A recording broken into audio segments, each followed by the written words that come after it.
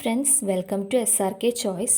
ഇന്ന് ഞാനൊരു ബോട്ടിൽ ആർട്ടാണ് ചെയ്യാൻ പോകുന്നത്. അപ്പം അതിനായിട്ട് സ്റ്റിക്കറൊക്കെ കളഞ്ഞ് നല്ല കഴുകി വൃത്തിയാക്കിയിട്ട് ബോട്ടിൽ എടുത്ത് വെച്ചിട്ടുണ്ട്. പിന്നെ അക്രലിക് കളേഴ്സിൻ്റെ പെയിൻസാണ് ഇവിടെ ഉപയോഗിച്ചിരിക്കുന്നത്. അപ്പോൾ അത് ആദ്യമായിട്ട് ബോട്ടിലേക്ക് ബേസ് കോട്ട് അപ്ലൈ ചെയ്ത് കൊടുക്കാൻ പോവുകയാണ്. ബ്ലാക്ക് കളറാണ് ഞാൻ ബേസ് കോട്ട് ആയിട്ട് കൊടുക്കാൻ ഉദ്ദേശിക്കുന്നത്. അപ്പോൾ സ്പോഞ്ച് വെച്ചിട്ടാണ് കേട്ടോ ഞാൻ ഈ കളർ അപ്ലൈ ചെയ്ത് കൊടുക്കുന്നത്. കാരണം എന്തുകൊണ്ടാണ് സ്പോഞ്ച് യൂസ് ചെയ്യുന്നത് വെച്ച് കഴിഞ്ഞാൽ പാടുകളും കാര്യങ്ങളൊന്നും ഇല്ലാതെ നല്ലൊരു നല്ലൊരു വൃത്തിയിൽ കിട്ടാൻ വേണ്ടിയിട്ട് ആണ് മെയിനായിട്ട് സ്പോഞ്ച് യൂസ് ചെയ്യുന്നത്. ഈ സ്പോഞ്ച് വെച്ചൊന്ന് ഡാബ് ചെയ്ത് കൊടുക്കുക വെച്ചാൽ നമുക്ക് നല്ലൊരു കവറേജ് കിട്ടും. അല്ല നിങ്ങൾ ബ്രഷ് വേണമെന്നുണ്ടെങ്കിൽ യൂസ് ചെയ്യാം. പക്ഷേ നമുക്ക് ബ്രഷ് വെച്ച് ചെയ്യുമ്പോൾ നമുക്കൊരു തൃപ്തി കിട്ടില്ല. കാരണം ഒരു ഒരു കംപ്ലീറ്റ്നെസ് തോന്നില്ല നമുക്ക്.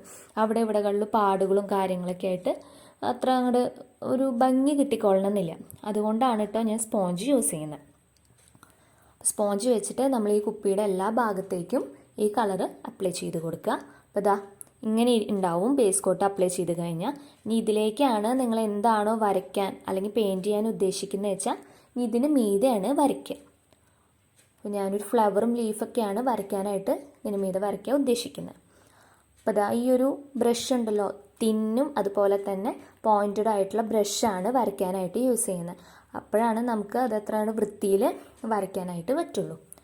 അപ്പോൾ ആദ്യമായിട്ട് ഞാൻ ഈ കുപ്പിയുടെ മീതെ ഒരു ഫ്ലവറാണ് വരയ്ക്കാൻ പോകുന്നത്.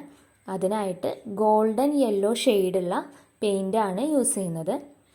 നിങ്ങൾക്ക് ഏത് ഡിസൈനിൽ അല്ലെങ്കിൽ ഏത് രീതിക്ക് വേണമെന്നുള്ള പിക്ചർ വേണമെങ്കിൽ ഇതിൻ്റെ മുകളിൽ വരയ്ക്കാം. അപ്പം ഞാൻ സിമ്പിളായിട്ടുള്ള ഒന്നായത് കാരണമാണ് ഒരു ഫ്ലവർ അല്ലെങ്കിൽ ലീഫൊക്കെ ആയിട്ട് മിക്സ് ചെയ്തിട്ട് വരയ്ക്കുന്നത്.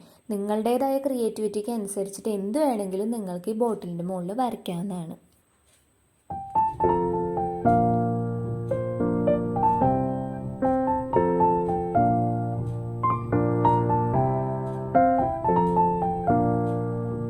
മെയിനായിട്ടൊരു കാര്യം പറയാൻ മറന്നു, ബേസ് കോട്ട് അടിച്ചതിന് ശേഷം ഒന്ന് ഉണക്കാൻ വെക്കണം. അതിന് ശേഷം മാത്രമാണ് അതിൻ്റെ മുകളിൽ പെയിൻറ്റ് ചെയ്യാൻ പാടുള്ളൂ കേട്ടോ.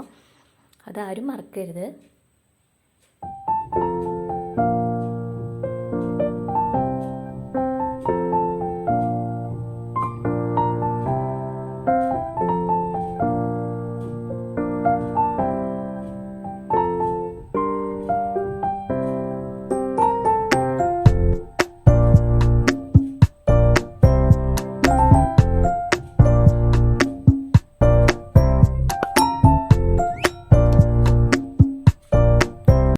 ഇതുപോലെ ബോട്ടിൽ ഫുള്ളായിട്ട് ഫ്ലവർ വരച്ച് വെച്ചിട്ടുണ്ട്.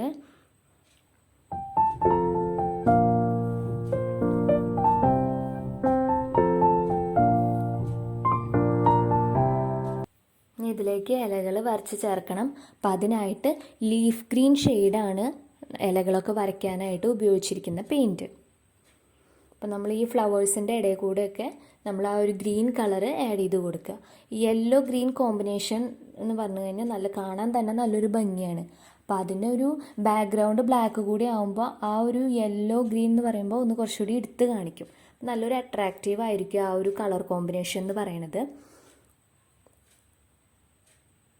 നമുക്കിത് വേണമെന്നുണ്ടെങ്കിൽ ഇതിൽ ഫ്ലവറുകളൊക്കെ വെച്ചിട്ട് നമുക്കൊരു ഫ്ലവർ വേസ് പോലെയൊക്കെ നമുക്കിത് യൂസ് ചെയ്യാം. അപ്പോൾ അത് നല്ലൊരു ഭംഗിയായിരിക്കും. ഷോക്കേസിലും മറ്റും വെക്കുമ്പോൾ നല്ലൊരു ഭംഗിയായിരിക്കും കാണാനായിട്ട്.